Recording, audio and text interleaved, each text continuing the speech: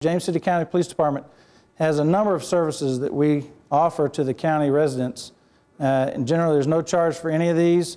A lot of people don't know what they are. So one of the reasons we're going to give those out to the public now so they can utilize these services that we offer. Keep our officers really busy in our community services section mostly. First of all, bike patrols. In the summertime, you'll see a lot of officers on bikes. You don't see them in the winter time. It's too cold. No, generally you don't see them in the winter, first of all, because most of the bike patrol officers are our school resource officers. So obviously they're in the schools during the school year, and then in the summer they'll don on the bike uniform and ride the bikes around the community. We also have another number of officers that are on patrol that also will ride the bicycles in the summer to supplement those in areas that they typically work. Newtown, a lot of bike patrols there. Neighborhoods, high crime areas, you'll see bike patrols in the summer. Bike rodeos. We've got a number of these scheduled for the summer. Most of them are at the schools for all the before and after school care programs that they have, Parks and Rec. But basically bike rodeos are for younger kids. We teach them bike safety, you know, all the signs, always wear helmets, things like that. We provide helmets if they don't have any and there's a financial need for a helmet. We'll provide one for them, and we'll take them through obstacle courses. You know, there's sponges on the ground that we pretend they're rocks, and they have to navigate through those and do circles and in and out and serpentine, and the kids have a lot of fun with it. And then there's a little written test they actually take at the end with the bike rodeos. Business security assessments. If you own a business, give us a call. We'll come out to your business, and we'll look at a number of aspects in that business. If you do a lot of cash, we'll look at your cash control procedures. Key control, how many people have keys? How much control do you have over those keys? We'll look at security as far as natural surveillance. Do you have things all in your window so that you can't see out and other people can't see in, which is not good if you're getting robbed. You'd like for police to be able to ride by and see what's going on inside. Doors, locks, bolts, your lighting, both interior and exterior. We'll check all that. We have meters, and there's recommendations on how much lighting you should have outside your business. We'll give presentations. I'll talk about that a little later, but presentations on theft prevention, all kind of things we check. Your alarm system, you name it. We'll come out and do a security assessment of your business and give you a written report on what we recommend that you do. Obviously, you can take it for what it's worth to you. Some of the stuff might be expensive, and it might not be worth it to you to utilize those recommendations. But some of them are very inexpensive and highly recommended. Business watch. You've heard of neighborhood watch. Business watch is the same thing for businesses. Generally, it's in businesses like areas that have a lot of businesses together. For example, premium outlets or any of the strip malls, or any locations where there are a lot of businesses that can see each other and look after one another, basically is what it's all about. They understand what's going on at your business, when you're there, when you should be there, who you are, so they're looking out for you, and in turn you're looking out for them. That's Business Watch. Child ID. We do these, and you VIPs have done dozens and dozens of these child IDs. I don't know how many we do a year, but I guarantee it's more than 1,000 a year we produce. We go to a lot of the school events, a lot of the county events, set up the child ID machine, and it prints out just like it's almost like a driver's license. It's a plastic card. It's got their picture, their fingerprint, and a lot of their pertinent information. It's for the parents to keep in case the child goes missing, wherever they are, whether they're here, in another state. They can find the police department, give them that card, and they'll have all the necessary information that they need to get that child found as soon as possible. Citizens Police Academy, one of our most popular programs. It's a lot of fun. I know several of you just graduated from that this past week. It's a 14-week program, and it covers pretty much all that the police do. You get to go on ride-alongs with officers. You get to go to the range and fire some of the weapons that we fire.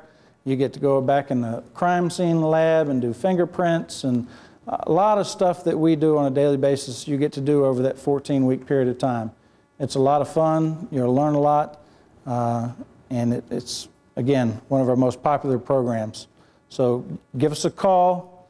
We only have 2 a year, and we limit the number to about 20 people, so there's usually a waiting list. So give us a call as soon as possible if you want to attend one of our Citizens Police Academies. Crime prevention presentations. This goes along with business security surveys as well. We'll go into premium outlets, businesses, a number of presentations to help. Shoplifting awareness and prevention, how to prevent shoplifting, how to recognize false or fake money. Everybody's pawning off bad money nowadays, and the bills are getting smaller. It used to be $100 bills all people would mark. Now they're marking 20s. I went in some place the other day and gave them a 10. I wasn't in uniform, obviously, and they're checking the 10. I'm like, seriously? And yes, they're counterfeit 10s. So we'll come in and teach you how to look for counterfeit bills, natural surveillance. We'll do a security assessment of your office, personal safety, you name it. We'll do a lot of presentations to your organization. Drug take-back program. We just had, we do this twice a year. It's in conjunction with the DEA. It's now become a national program. We just had it 2 weekends ago, I believe. We usually have ours at the rec center, James City County Rec Center here. And we collected over 8 trash bags of prescription medication in 4 hours, more than 150 pounds of prescription medication we took in. And it's been that way. We've done it, I guess, 5 or 6 times now, and great results with that. Fantastic to take that stuff back. Well, it's not getting in our water supply or in the hands of children who'd love to sell those pills, you know. So look in the paper. Again, twice a year. We just had one, so another 5 or 6 months we'll be having another one. Look for those and come bring any of your old prescription medication that you're not using and turn it in. The DEA takes that stuff, they weigh it, and then they take it to Richmond and incinerate it. So that's what happens to the medication. Every 30 minutes program. We just had ours for this school year. We alternate schools with this. We'll do 2 schools, 2 high schools one year and 1 the next, because it covers the juniors and seniors. It is a alcohol awareness, don't drink, don't drive program. It is an outstanding event. It covers 2 days. On the first day, first of all, every 30 minutes means that every 30 minutes in America somebody dies from an alcohol-related traffic crash. That's what every 30 minutes is. That's why it's the title. So we start the day, it's usually a Thursday and Friday, just before that school's prom. We'll start the day on that Thursday, and every 30 minutes, we'll take a child out of class. We have the Grim Reaper go in and take the child out of class. We'll call it his name and said, your time has come, and the child walks out of class with the Grim Reaper. Then an officer and a chaplain usually go in. We read that child's obituary that the parents have written for that child. And then they go back to the makeup room. They're made up as in they were dead, you know, whited out, grayed. They're not allowed to speak the rest of the day. And that's what they do. And every 30 minutes, we'll take somebody out of class. Then there's a mock crash at the school, usually around noon. 2 cars will be together.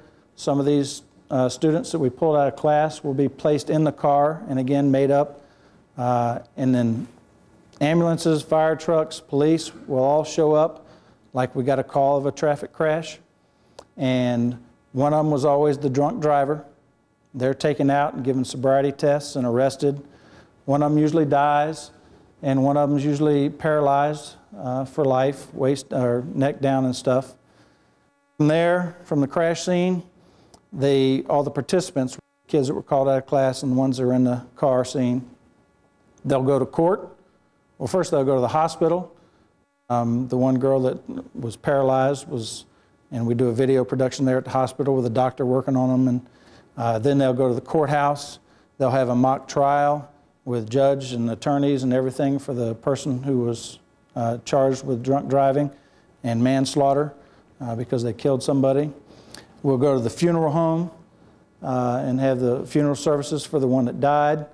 All this is videotaped, and then the next morning, well, all those students camp out that night somewhere at some location. They don't go home that night. That night, every one of those students writes a letter to their parents as if they were gone, and things that they would have wanted to have said to their parents. Parents are doing the same thing that night without the child at home. They're writing a letter to the child, pretending they were gone. The next day, there's an assembly. All the 11th graders go to the assembly, all the 11th and 12th graders go to the assembly, and those parents come. Well, first they watch the video of everything that transpired the day before. Then the parents of those students get up and read those letters, and the students get up and read those letters. Now, it's a phenomenal program. There's a lot of crying going on that next day, I can tell you. It's just an awesome program. Our SROs, our school resource officers, do a phenomenal job with that program. A lot of times it's on Channel 48. If you ever get a chance to watch it, please do. Otherwise, come to one of our high schools when we're having it next year. And it's a phenomenal, phenomenal program. Firearm safety class, many of you have gone through this if you've been in the Citizens Police Academy. We have a master firearms instructor who will teach this class. It's usually Officer McDowell. And it's about a 2-hour class, and it teaches everything you need, not everything you need to know. You can probably learn forever about firearm safety. But it's a fantastic program, firearm safety, and once you get a certificate from that, you're actually qualified now to go apply for your concealed weapons permit at the sheriff's office. So, and again, free to the public. The GREAT program. GREAT stands for Gang Resistance Education and Training. We have several officers certified in this. We had to go to Philadelphia for a week. We teach it to currently the 5th and 6th graders in James City County Public Schools. And there's 2 different programs. One is the elementary program we teach to the 5th graders. Another one is the middle school program that we teach to the 6th graders. This program covers, the title says gangs. There's not a tremendous amount that's talked about gangs. We do mention it. We discuss some of the cons of gangs, but it talks about social skills, social development, how to become a great citizen, how to cope with anger, dealing with your anger, communication skills, those type things. It's also a fantastic program. We had another officer who now become a great instructor, teach the teacher person. She's actually going to San Francisco next month to do some instruction. It's an outstanding program. We also have a great families program. Currently, they're appointed by the court system, but the whole family will come to that great program, and I think there's 6 classes in that as well. And again, it focuses on the family and how they need to do things. Home security survey, we're going to talk about that in depth a little further, but we will come to your house just like we do the business security survey and go over a lot of the things that you need to be doing at your house to make sure that you're safe as possible from intruders and also from fire and things like that. Make sure you have a plan in place. House checks. If you go away for vacation for a while, leaving for a week or more, going somewhere, call our dispatch. The number's there, 566-0112. Give them your information. Let them know when you will be gone and contact phone number. An officer, provided something hasn't really gone awry that day, an officer will come to your house every day, get out of the car, walk around, check the doors and windows, make sure everything's secure in the way it was the day before. If something's out of place, dispatch will contact you. They found a door open. What do you want them to do? And we'll do whatever, okay? House checks, so don't forget that. National Night Out. Has anybody participated in that program? Several hands up. It's a national program. Stomp Out Crime. It's the first Tuesday of August. Every August we do this. Last year I think we had 33 neighborhoods participate in this program. Neighborhoods get together, they just have a gathering. They'll get together, they have a cookout.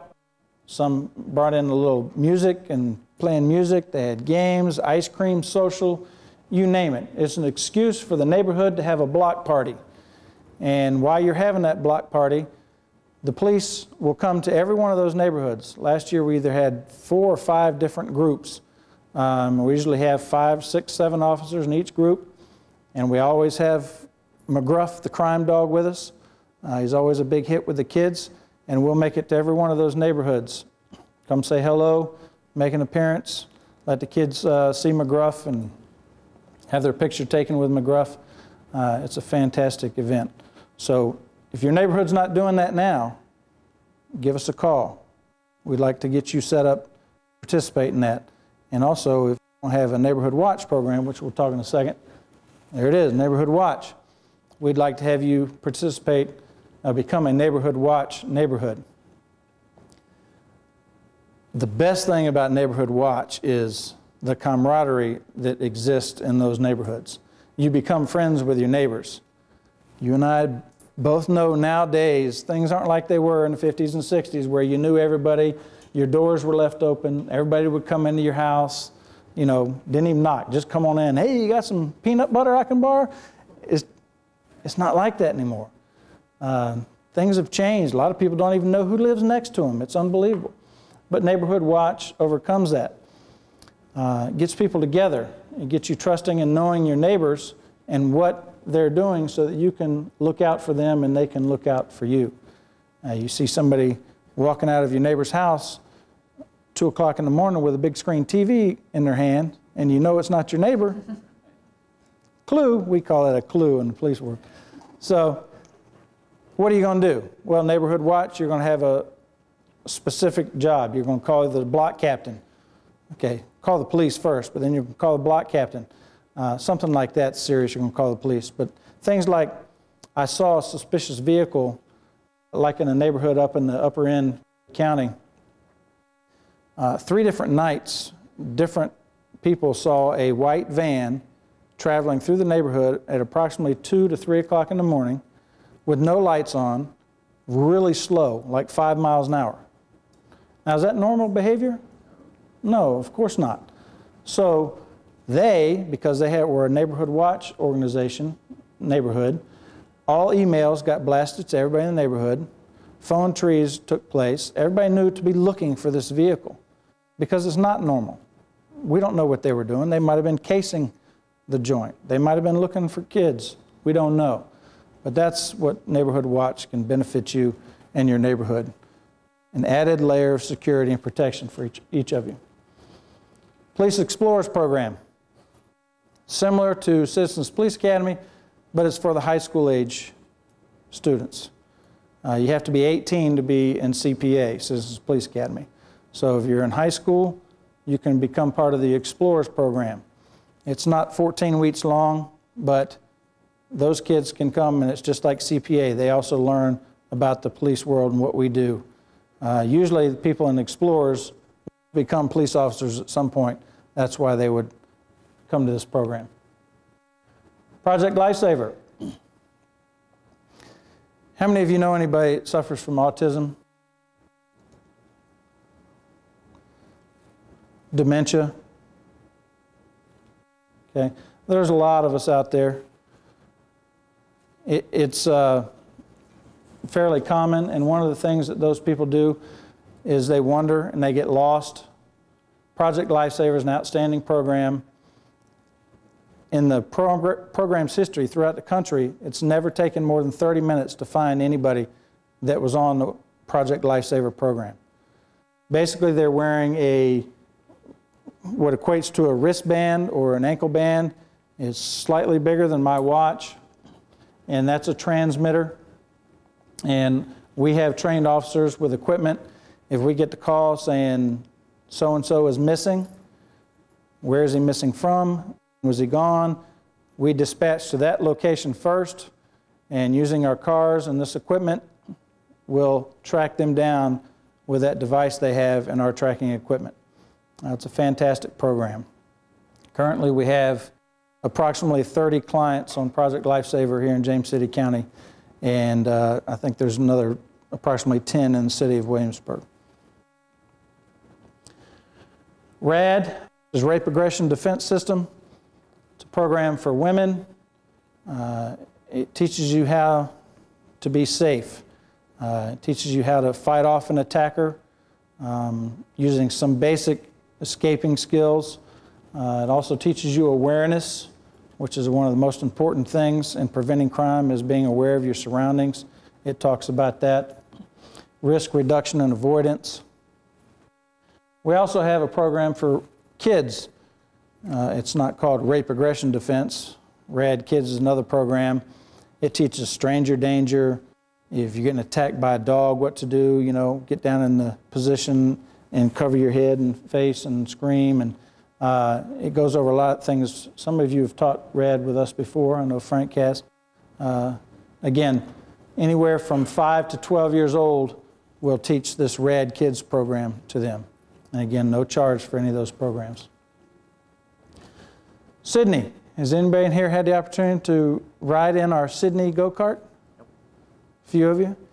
Sydney stands for Simulated Impaired Driving Experience. This is an awesome little go-kart that we, the officers, have a remote control in our hands. The cart has a gas pedal and a brake pedal and a forward and reverse and, of course, a steering wheel. And we take it to the high schools, and the driver's ed programs partake in this, and there's other places we use it.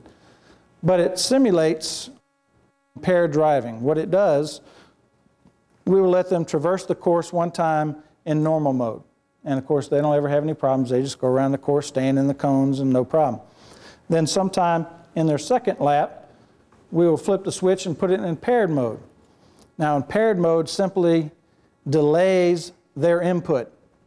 So when they go to turn, it delays that response.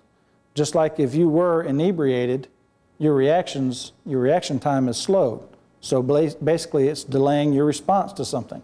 So this simulates that.